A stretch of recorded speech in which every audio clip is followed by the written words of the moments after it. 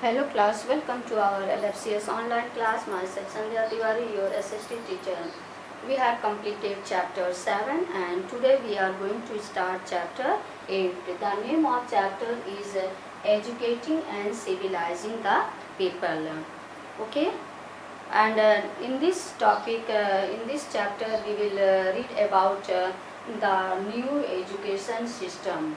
Okay, the new education system, and next what is the new education system, and also causes or objectives for the Indian introduction of new education system or modern education, and also other topics like steps taken by the company to introduce western education in India, and also other topics in this chapter, that is drawbacks of the company's system of education. Okay, and also growth of national education, and also Mahatma Gandhi's views on education. These are some of the topics which we will discuss in this chapter, and also last topic of this chapter is Tagore's contribution to education. Okay, so here educating and civilizing the people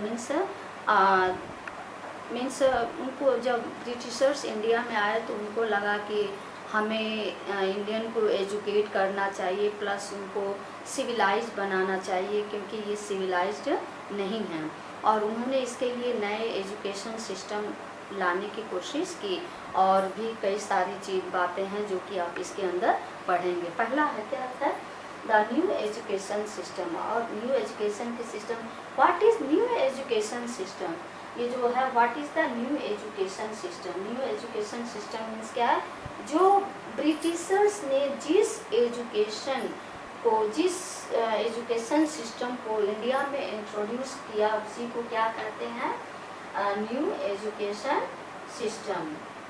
okay,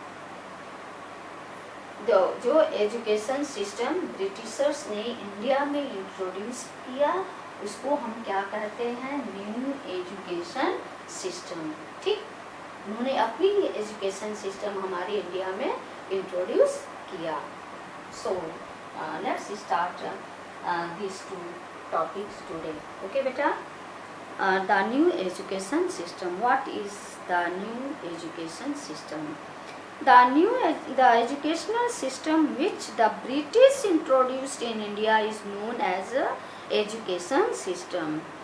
जिस तरह की जो educational system है और जिसको Britishers ने हमारे India में इंट्रोड्यूस किया उसको क्या कहा जाता है, new education system. Okay, under this system emphasis was laid on the teaching of English language and literature, और इस एजुकेशन में, इस सिस्टम के अंतर्गत सबसे ज़्यादा बल किस पर डाला गया, टीचिंग ऑफ इंग्लिश और लिटरेचर। किसके ऊपर, इंग्लिश एंड लिटरेचर, दो चीज़ों के ऊपर उन्होंने अपना फोकस बनाया। And the study of Indian languages was generally neglected, और अपने एजुकेशन सिस्टम को इंट्रोड्यूस करके हमारा जो इंडियन जो कि इंडियन लैंग्वेजेस था उसको उन्होंने पूरी तरह से नेग्लेक्ट कर दिया। Now onwards the study of such languages such as Arabic, Persian and Sanskrit was left to the individual efforts of the people themselves. And moreover, modern education was based on logic and scientific research rather than on faith and ritualism. और उनका main focus था कि वो अपने उनका education system mainly logic पर और scientific method पर बेस्ड रहे, बाकी चीज़ों को उन्होंने नेग्लेक्ट कर दिया। New schools, colleges and universities were opened for the spread of English education and literature. Fixed slavery were formed and more attention began to be given to technical education, though at a slower pace. फिर उन क्या कहना था, उन्होंने नए नए schools open किए, colleges open किए, यूनिवर्सिटीज़ ओपन किए, और उन्होंने जो इनका जो एजुकेशन का जो मीडियम था वो क्या था, इंग्लिश था। फिर उन्होंने सब्जेक्ट भी क्या इंग्लिश क्या करना चाहते थे, spread of English and literature. और उनका जो सिलेबस था, जैसे आप लोग का सिलेबस होता है ना, उनका सिलेबी जो था वो फिक्स्ड था, were from fixed syllabi form and more in attention began to be given. और उनका मेन अटेंशन था टेक्निकल एजुकेशन पर, टेक्निकल एजुकेशन।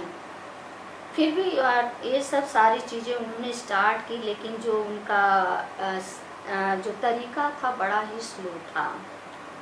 कॉजेस और objectives for the introduction of new education system और मॉडर्न एजुकेशन। क्या causes, क्या कारण हो सकते हैं कि क्यों उन्होंने मॉडर्न एजुकेशन हमारे इंडिया में इंट्रोड्यूस किया।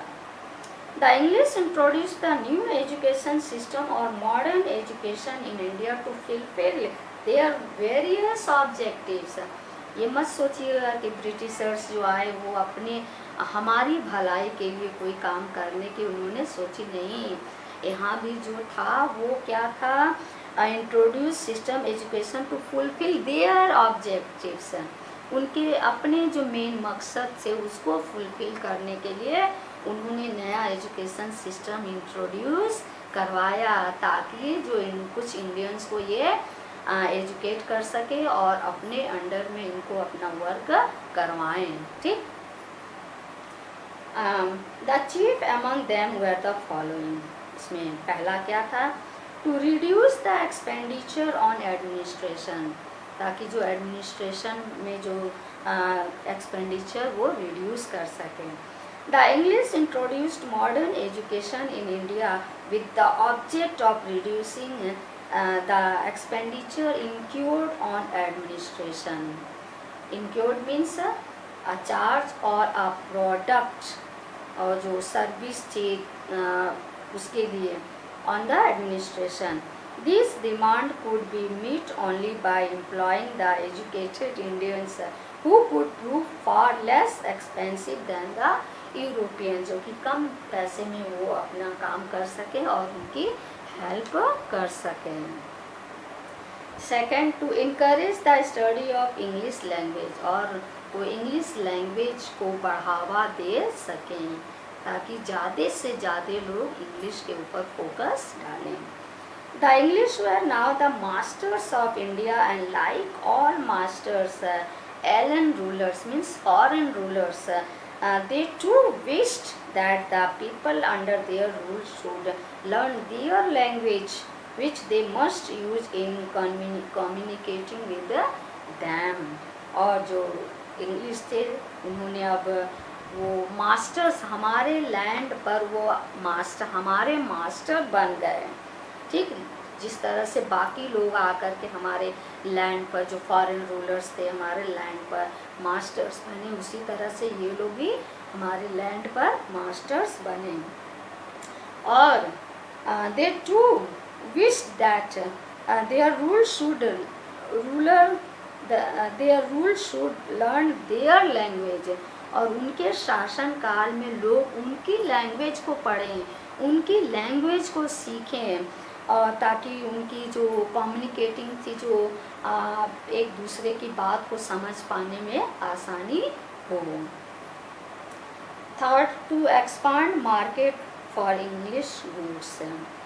द इंग्लिश कैपिटलिस्ट, जो इंग्लिश कैपिटलिस्ट थे, पूंजी पतियाँ थे, जो बहुत करोड़पति थे, thought that after learning the English language and acquiring Western education, the Indians would become semi-English। अब उनको लगा कि इंग्लिश लैंग्वेज सीखने के बाद और पढ़ने के बाद और कुछ वेस्टर्न एजुकेशन अर्न करने के बाद जो इंडियंस क्या हो जाएंगे, सेमी इंग्लिश हो जाएंगे, यानी आधे इंग्लिश हो जाएंगे।